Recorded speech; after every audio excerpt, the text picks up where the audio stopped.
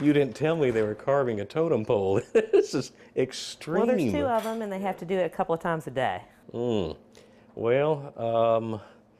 that's going to be a bit of a challenge.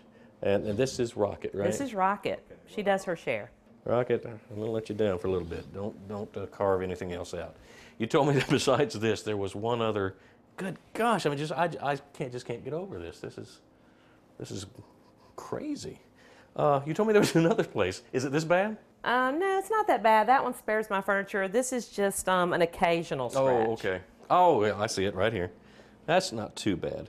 Well, I have an idea. You know, when you told me about this, of course, I wasn't expecting that, but I noticed on the wall over here, you've got one of the little lucite strips. We do, and that one's a little thin. I was afraid it wouldn't protect something this thick. And you're correct. That's about 3/4 of an inch, but they make a wider one, which I brought with me, and I was going to dry fit it just to see.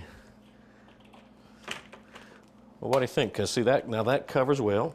Wow, that's perfect. So this will work here. Cabinet's a different situation. I think it will work on the cabinet, but gonna have to repair it first. Right. All right. After he measures the area, Alan marks the lucite strip accordingly and cuts it to length. The strip is nailed up with small spiral shank nails through pre-drilled holes in the lucite. I don't know if you can see it, but when you drive these in, because they're spiral shank, they actually spin as you tap them in. This should discourage bad behavior.